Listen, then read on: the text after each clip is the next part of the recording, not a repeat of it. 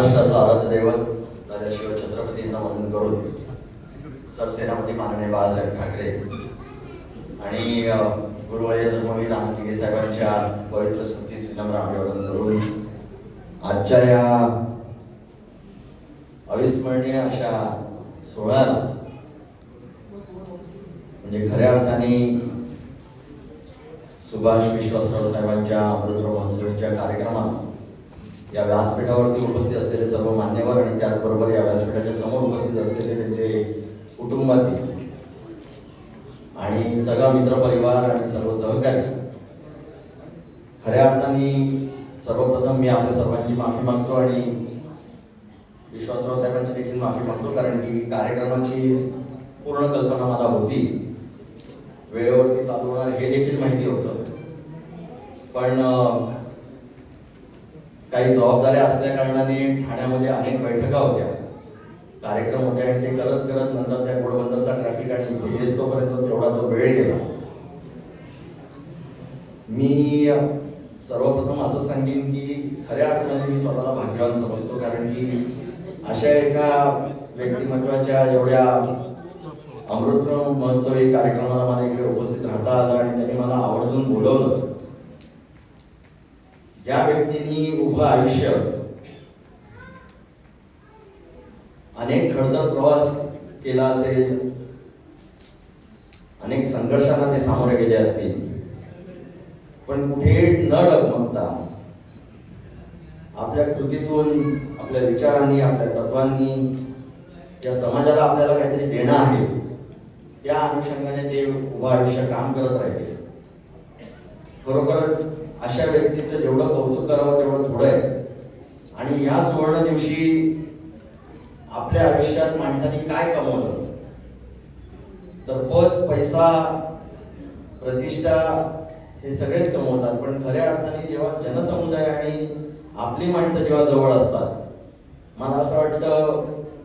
ते विश्वासराव साहेबांनी कमवलेलं आहे. आणि ह्याची खऱ्या अर्थाने अनुभूती आपण सगळेजण इकडे जे उपस्थित आहात त्याच्या माध्यमातून आपल्याला दिसून येतं. मी अनेक वेळा असं सांगतो की ज्यावेळेला पक्षामधलं काम करत असतो तेव्हा ठाणे जिल्हा असो किंवा महाराष्ट्रभर फिरत असताना दिघे साहेबांच्या सानिध्यात असलेले आपण सर्वजण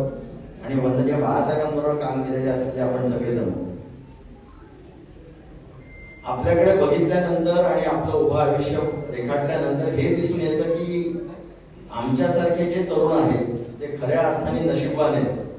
कारण की जो संघर्ष आपल्याला आपल्या आयुष्यात करावा लागला, ज्या पद्धतीने आपण आपला खडतर प्रवास केला, त्या पद्धतीचा खऱ्या अर्थाने संघर्ष आमच्यासारख्या तरुणांच्या नशिबात कधी आला नाही. पक्षामध्ये काम करत असताना किंवा समाजामध्ये काम करत असताना किंवा समाजातील येणाऱ्या पुढच्या पिढीला दिशा देत असताना आपल्याकडे बघितल्यानंतर अनेक गोष्टी शिकण्यासारख्या आहेत. आणि म्हणून मी अनेक ठिकाणी गेल्यानंतर तरुणांना संबोधित करत असताना हेच सांगतो की हे जे ज्येष्ठ मंडळी आहेत त्यांच्याकडनं आपल्याला जेवढ्या गोष्टी घेता येतील, जेवढ्या गोष्टी शिकता येतील, ते अत्यंत गरजेचे आहेत, कारण की हे संस्कार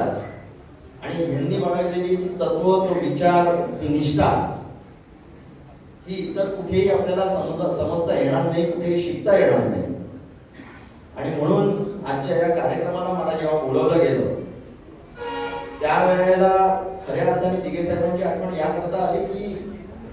आपण ज्यांच्या सानिध्यात होतात, आपण जे एवढं सगळं काम केलं, जेवढं कार्य केलं, समाजाप्रती आपलं कर्तव्य निभवलं, त्या सगळ्या गोष्टींचा विचार करून आज दिघे साहेबांना जाऊन जवळपास एक 25 वर्ष झाली आणि त्यांच्या पश्चात आपण दिघे नाव विसरलंच नाही. आणि त्या अनुषंगाने आपण त्या दिघे कुटुंबातील दिघे साहेबांचा पुतळा म्हणून मला आपण इकडे या कार्यक्रमाला निमंत्रित केलं. मी खऱ्या अर्थाने आपल्याला धन्यवाद देतो आणि आजच्या या कार्यक्रमाला आई जगदंबेच्या आणि एवढीच प्रार्थना करतो की विश्वासराव साहेबांना एक निरोगी असं आयुष्य, उदंड असं आयुष्य लाभो. त्यांच्या सानिध्यात आम्ही जे आलेलो आहोत आम्हाला त्यांच्याकडनं प्रचंड आशीर्वाद मिळो आणि ज्या पद्धतीचं काम, ज्या पद्धतीचे संबंध त्यांनी या समाजामध्ये जोपासलेले आहेत आणि ज्या पद्धतीचा एक चांगला प्रवास ते करत करत 75 वर्षापर्यंत आलेले आहेत, त्याच पद्धतीचे आशीर्वाद घेऊन आमच्याकडनं देखील एक चांगलं समाजकार्य घडो अशी मी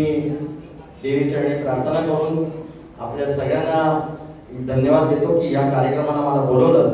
आणि पुन्हा एकदा आपल्या विश्वासराव साहेबांना मनापासून शुभेच्छा देऊन माझ्या दिघे परिवारातर्फे त्याचबरोबर शिवसेना उद्धव बाळासाहेब ठाकरे या पक्षाकडनं खूप खूप मनपूर्वक शुभेच्छा देऊन इकडेच थांबतो. धन्यवाद. जय हिंद, जय महाराष्ट्र.